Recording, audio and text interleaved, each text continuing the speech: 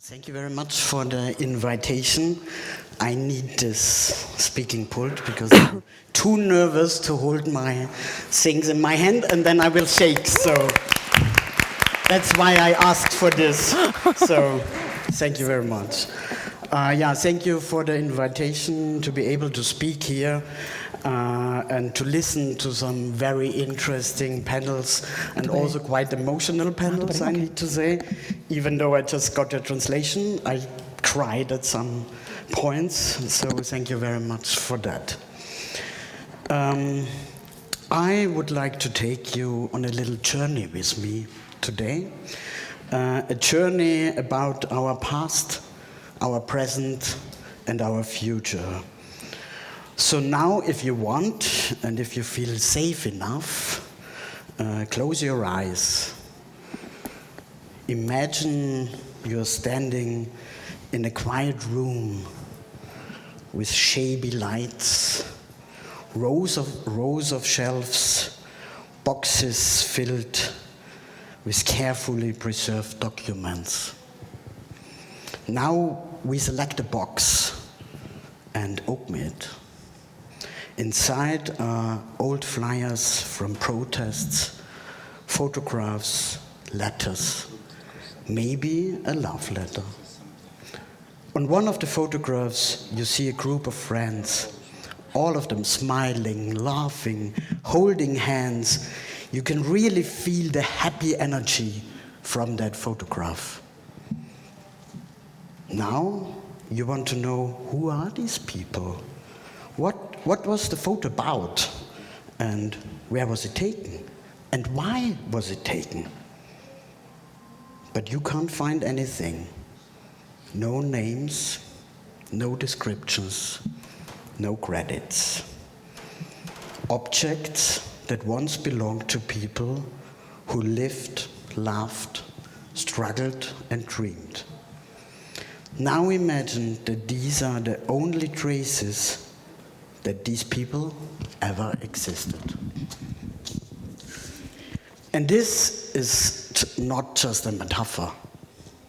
For a long time, archives preserved the records of governments, institutions, and powerful individuals. Meanwhile, the everyday lives of marginalized communities were ignored. And that silence was not accidental. It was political. Because when communities are excluded from archives, something dangerous happens. Their struggles disappear. Their contribution vanish. Their existence becomes easier to deny. If you erase the people from the past, it becomes much easier to erase them from the present, and even easier to argue that they should not exist in the future. This is exactly why queer archives exist. Queer archives were not created simply to collect documents. They were created as acts of resistance. For centuries, LGBTIQ people were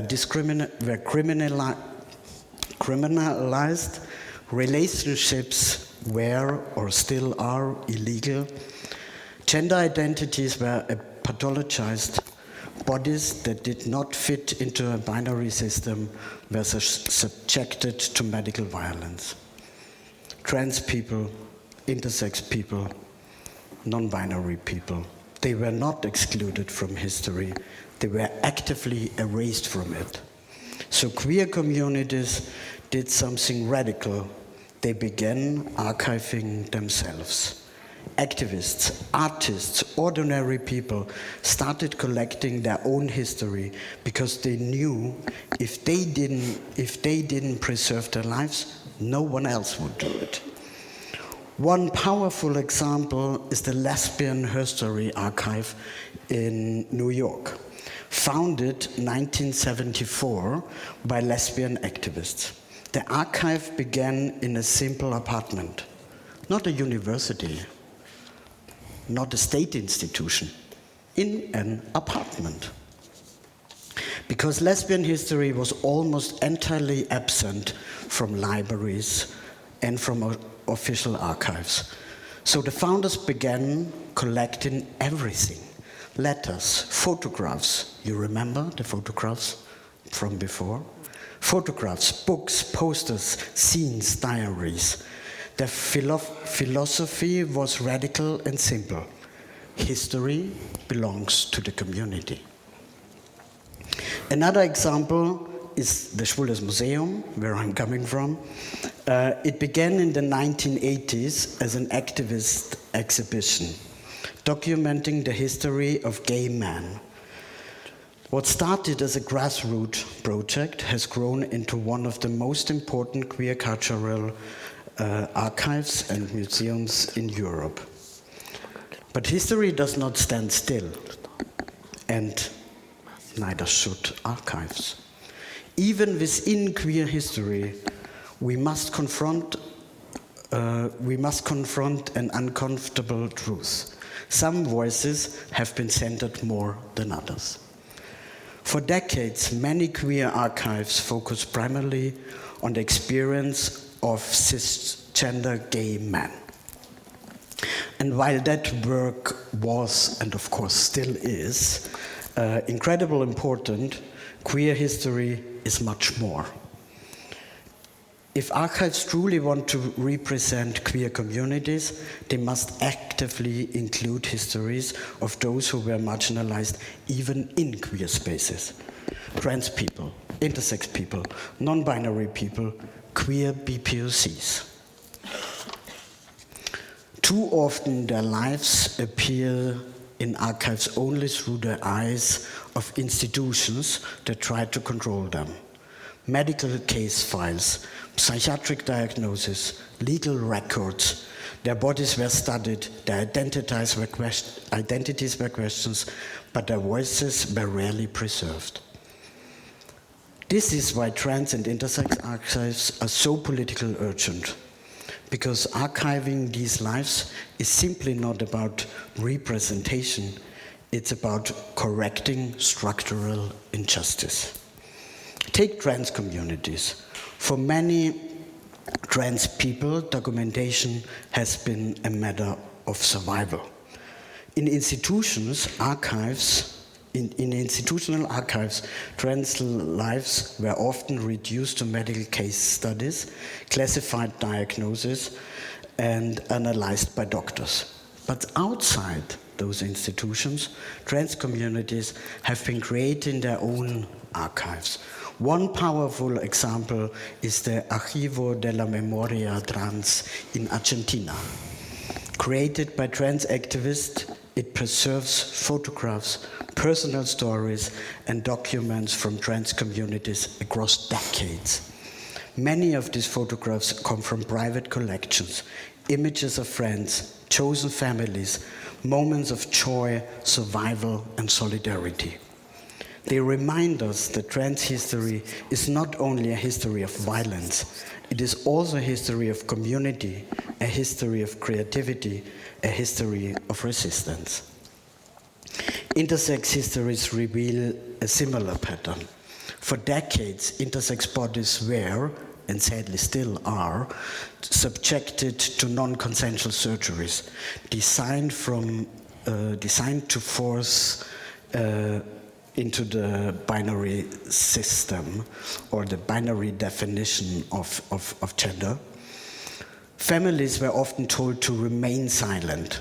Doctors controlled the narrative. And as a result, this experience were almost entirely absent from public memory. But intersex activists are now building archives and oral histories. They challenge that silence. These archives transform private experiences into collective knowledge. They expose systems of power that once controlled bodies and identities, and they remind us that the struggle over memory is never just about the past. It's also about the future. Because right now, across many parts of the world, we are witnessing a new wave of political backlash against LGBTIQ communities. We already heard today, books about queer lives are being banned from schools, educational programs are being restricted, trans healthcare is being targeted by legislation, public debates question whether trans intersex people should exist in public life at all. We are hearing arguments that these identities are new, they are a trend, that they are somehow unnatural. And this is exactly where archives become powerful. Archives prove something very simple. Queer people, trans people, intersex people have always existed. Across centuries, across cultures, and across continents. Attempts to erase them always failed. But archives do something even more important than proving existence. They preserve joy. They preserve chosen families, friendships, art, moments of freedom. Because queer history is not only about oppression, it is also a history of resilience, creativity, and collective care. And that matters. Because if the only story we preserve are stories of suffering, we are still allowing oppression to define queer life. Archives allow us to preserve something else, possibility. They allow future generations to see that queer life have always contained beauty, solidarity, and resistance.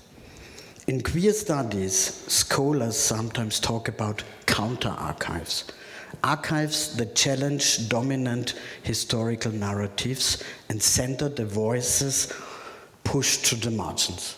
Counter-archives reject the idea that only the powerful deserve to be remembered. They insist that marginalized lives are not footnotes of history. They are history. Queer archives are places where communities reclaim their past, redefine their present, and imagine new future. They protect fragile memories, they preserve stories of love, survival, anger, and joy. And they remind us of something deeply important. The ability to tell our own story is one of the most powerful forms of resistance. Queer archives say something simple, but revolutionary.